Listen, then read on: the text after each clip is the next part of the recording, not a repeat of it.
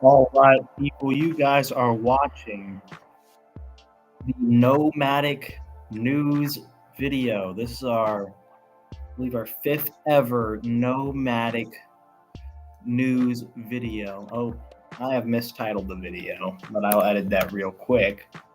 But yeah, Nomadic News number 5 is actually a video, not Nomadic News number 4. Rexus Skeleton says, "Hello, Maro has officially left the Discord." That's good because it sounds like, from the sound of it, from what you told me on Discord, it sounds like Marl is a crazy, crazy dude who does a lot of crazy, crazy things. So I guess it's a good thing that they probably left the Discord because, they could do some damage. But yeah, guys, let's get into the video. This is going to be a nomadic news report for January 22nd of 2024. It's a cloudy day outside, I'd have to say. So the weather, it's winter weather. It is what it is. It's, typical winter weather, cold and cloudy. Yeah. Ruck Fool says the stupid bowl is going to be trash. Well, it sounds like whether or not Patrick Mahomes or Lamar Jackson is going to end up going to the Super Bowl, it sounds like, which is just kind of cruddy. I'm not a big fan of Patrick Mahomes or Lamar Jackson, so yeah. Rexa Skelton says he was a good guy, although a bit schizo. He'll miss him. Yeah, I know a couple people like that who are good guys, but they're a little crazy. They just do some crazy things, and you know sometimes they get too far gone. You know how it is in this day and age. But guys, let's get right into the meat of this news report. First of all, I've got some mixed martial arts news, guys. The other day, it was Saturday, we had a big mixed martial arts event. It was the UFC. Thousands of people were in attendance, of course. It was in Canada, and we got to see a once in a lifetime fight. We got to see a new champion. We got to see Dricus Duplessis take on Sean Strickland, and it was an epic battle. It was pretty cool. It was a pretty good fight between the two of them. Sean Strickland got busted open in like the middle of the fight, and his like face was like really bleeding. And Dricus Duplessis ended up leaving the new champion of the UFC. So that's pretty epic. We also got to see, of course, our playoff games over the weekend. We got to see in the NFL, we got to see some playoff games. There was the Ravens who took on the Texans, and the Ravens ended up winning that one. Then you had the Buffalo Bills taking on Patrick Mahomes and the Chiefs ended up winning that one. We did also get a close game, a surprisingly close game between the 49ers and the Green Bay Packers. And then we got, probably, I would argue, probably one of the better games of the year. We saw the Buccaneers take on Jared Goff and the Lions, an epic smackdown drag out type of football game, which was pretty nice to see. Kind of refreshing, I'm not going to lie.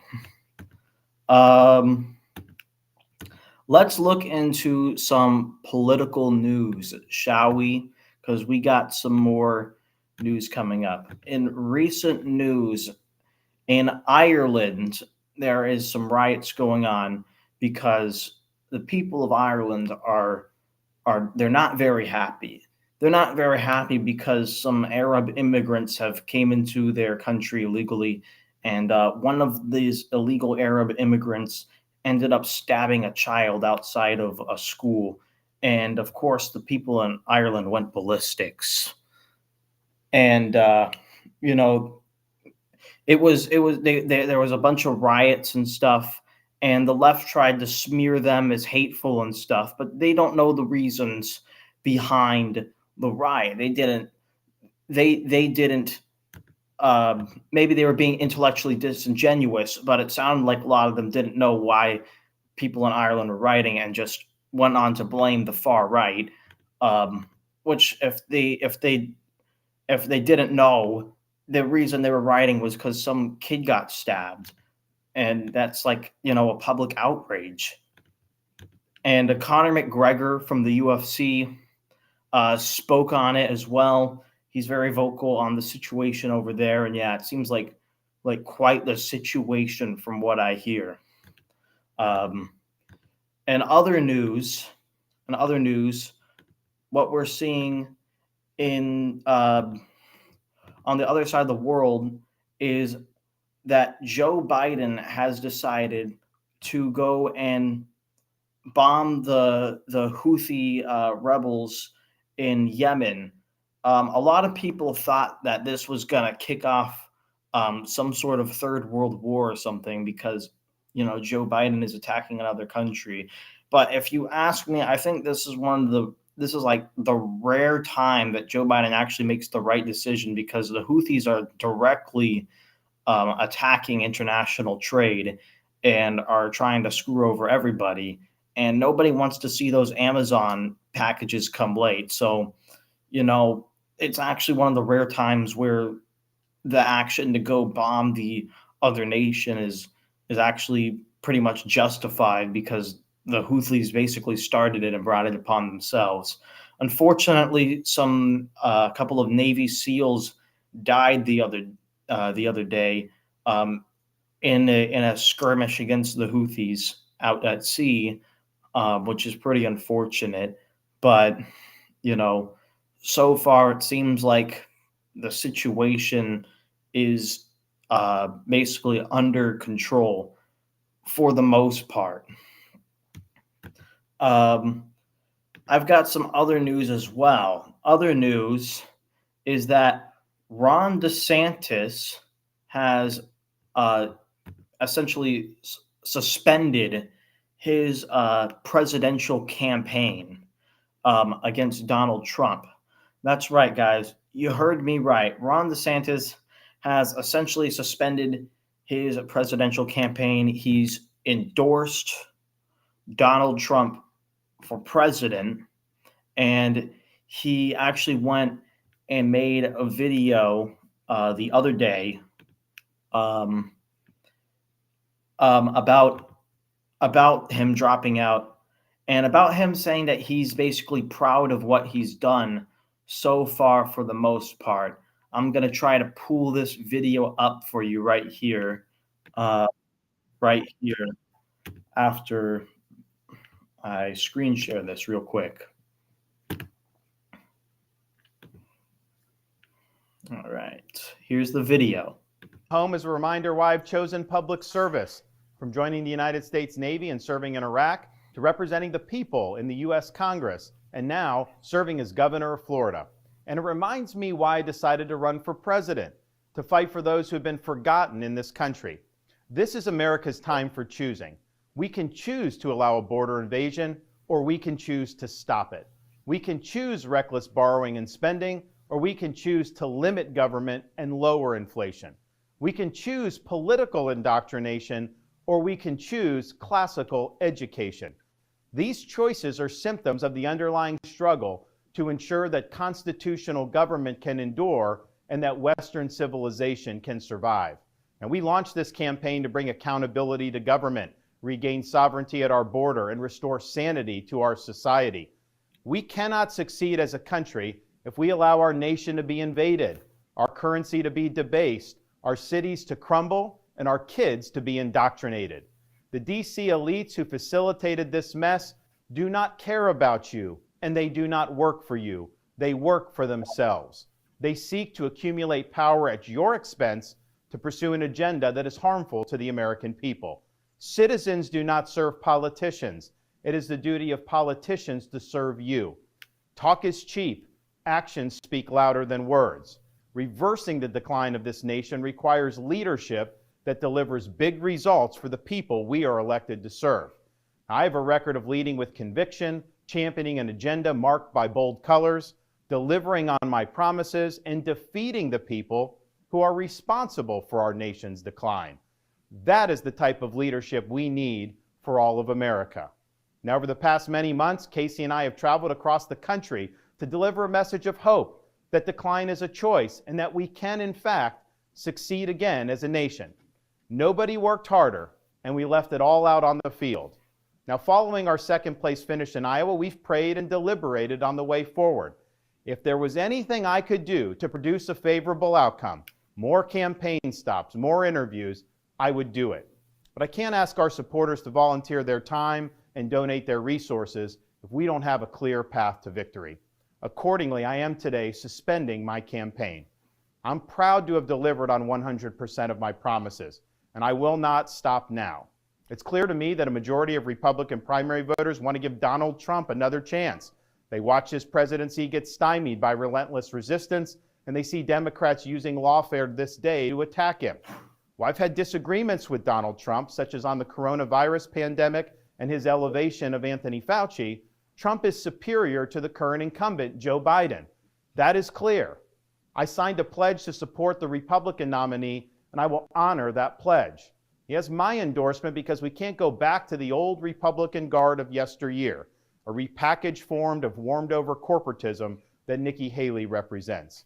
The days of putting Americans last, of kowtowing to large corporations, of caving to woke ideology are over. I thank all of our passionate supporters who have stood by us through it all. That we had people volunteer to come to Iowa in the middle of a blizzard to knock on doors and make phone calls touched us dearly. No candidate had more thrown at him, but no candidate had so many committed volunteers and staff. Finally, I want to thank my wife, Casey, and our kids, Madison, Mason, and Mamie. Casey's gone far above and beyond in her support for our campaign and for our cause. She's not only a great wife and mother, she's a great American who cares deeply about the future of the country that our kids will inherit. Our kids have seen and done a lot on the trail, from playing on the famed Field of Dreams baseball site in Iowa to making their first snowman in New Hampshire. They are one of the reasons we fight so hard for what we believe in. Winston Churchill once remarked that success is not final, failure is not fatal, it is the courage to continue that counts. While this campaign has ended, the mission continues. Down here in Florida, we will continue to show the country how to lead. Thank you, and God bless. Greetings from Florida. All right, guys. So as you can tell there, that was Ron DeSantis's basically parting message for leaving his campaign, essentially. Essentially, he basically went on to endorse Donald Trump's and his policies and went on to go and leave the race. And then also in that video, of course, went to attack Nikki Haley for her corporatism, which I think is fair to point out for Ron DeSantis. However, it really is like it's a jab that's really not going to stick. It's kind of useless going after that jab because Donald Trump has already gone after it multiple times. Everybody knows that Nikki, like a lot of people in the party of the Republicans, they know Nikki Haley can't be trusted. So it's, it's kind of like a last, gas type of jab at Nikki Haley, upon leaving. Ron DeSantis is trying to play this tough guy and trying to reappeal to the old supporters that he had back in Florida. Maybe he's going on another political bid, or maybe he'll be on Trump's cabinet or something. But whatever it is, it's Ron DeSantis is clearly trying to repair his image that he lost with his voters when he ran against Donald Trump. A lot of the party saw Ron DeSantis as a traitor. Um, a lot of people just said that his policy was just, that he was just a knockoff of Donald Trump, and that he really wasn't bringing anything new to the table, which I think is fair. Um, it's a fair point to point out as well. But another thing is, as I talked to my friend Dexter Midnight, who's a local Floridian, and Dexter Midnight said that while Ron DeSantis has been on his campaign, he hasn't really been taking care of Florida much, and the roads have been, taking some damage and stuff, and there's been some more problems in the streets and stuff recently, which I think is some issues that Ron DeSantis might have coming in to another election if he wants to run for another seat, which he likely will, because he's basically a career politician. So I think it's possible that Ron DeSantis will run again, but he's going to have to really work hard to try to repair his image if he wants to, because he definitely has lost quite a bit of support, especially in his home state of Florida, who wanted to support Donald Trump coming into this next election. Now, here's another piece of news that I have as well. And the other piece of news that I have is that recently in the state of Hawaii, we know about the Lahaina fire that burnt down over 100 acres of land in Hawaii and killed many, many, many people and did a lot of damage and really damaged the community, if you ask me. The cause for the fire, of course, being a downed power line on very dry grass with high winds from a hurricane that had missed Hawaii and was south of Hawaii. And these big winds managed to push the fire through dry fuels extremely fast and caused just a ton of damage and was just devastating. And as soon as it became a wildland urban interface fire, things got out of hand, and there's a lot of problems as well, politically speaking. Josh Green really kind of ignored it for the first couple of days, and then was forced, of course, to face it as the governor of Hawaii. He did try his best. He sent the United States National Guard in to help put out the fire, and sent state resources over and stuff, which is all well and good. And then after he tried to bring in all these realtors to go ahead and try to buy out the land, and when that didn't work, he just closed off the land. And now there's a big thing in the courts over in Lahaina that people are trying to get their land back, and some people want their houses back just the way they were, but they can't have that because it was old infrastructure, and they need to build new infrastructure that is more fire resistant. They need to take into account for erosion and the damage to the ground, which I have said in the past would be a factor that people decided to ignore me when I said that would be a factor, that the ground that was, the topsoil that was basically scarred away, it's a fire scar, and it's going to take a while to be able to build on that and replenish that land. And there's going to be all sorts of problems they're going to have to run into upon trying to rebuild onto it. And it sounds like there's a lot of problems in the court. There's protests going on in Hawaii. A lot of people are just really mad because they feel they've been taken advantage by these big companies, especially companies like Vanguard and BlackRock, that are trying to, utilize the realty market and buy up all these land. BlackRock and Vanguard and all these corporations, these big hedge funds, make about 89% of the market. which is extremely, it's extremely bad that they make up so much of the market, because they're able to get their way and they're able to take advantage of small businesses, and they're able to just buy up land and property, and they even sell it off to foreign nations, which is not very good, Skip. If you ask me, it's not very good.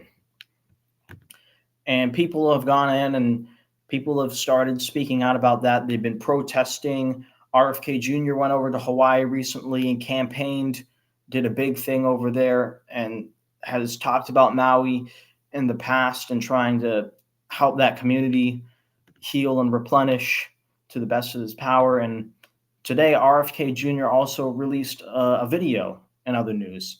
It's a short video. It's only about a minute and 30 seconds long. So, I hope you guys will enjoy this video. Here's the video that I wanted to show you. Let me just bring it up in 1 second.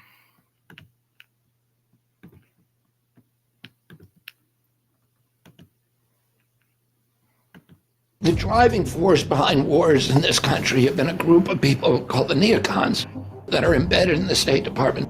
They published their manifesto in the late 1990s. It was called the Project for a New American Century, and this outlined their plans for the world. And what they said is that America had won the Cold War, and as the victor, it was our privilege to run the world for at least a century. It would be the Project for a New American Century, and that we should accomplish this feat through the use of our superior military power and through violence. And it outlined 8 countries that needed to be overthrown, including Iraq. And then shortly after publication of that, the neocons in the White House, who surrounded President George W. Bush, defrauded us into the Iraq War by saying there were weapons of mass destruction and suggesting, falsely that Saddam had something to do with the 9/11 attack.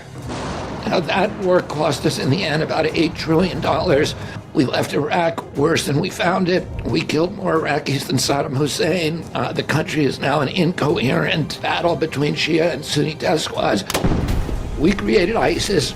We drove 2 million refugees into Europe, which destabilized all the nations in Europe for, the next probably century. And all of those neocons were driven out of office, and we thought they were gone forever. But they reappeared first in the Obama administration. Now they run the Biden administration.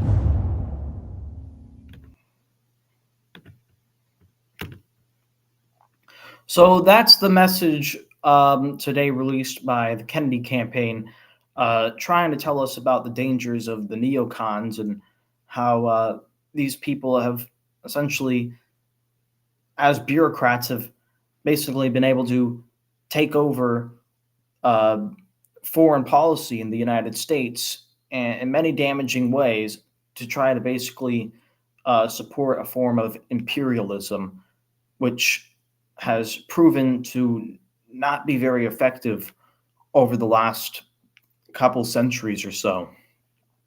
So there is that.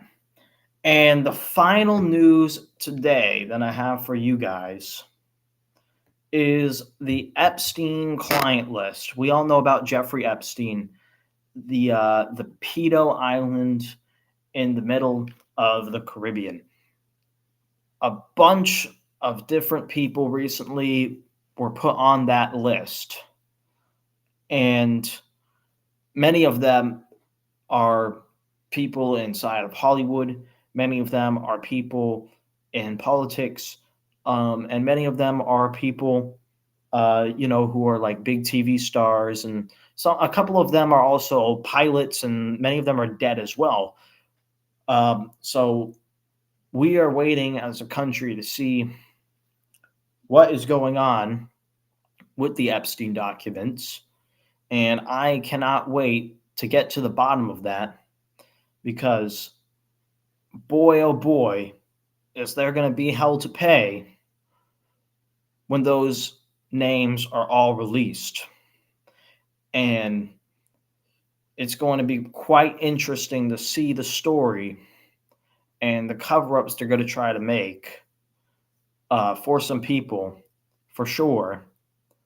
But I don't know about you, Skip, but I'm just hoping that all the people that are found in these documents are arrested and tried for their crimes fairly by the law. And I hope they don't get no slap on the wrist either.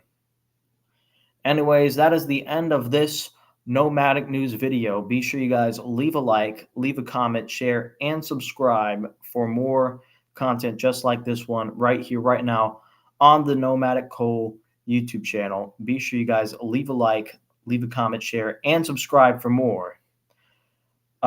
This is the Nomadic Cole signing off. I'll see you guys next time. Goodbye.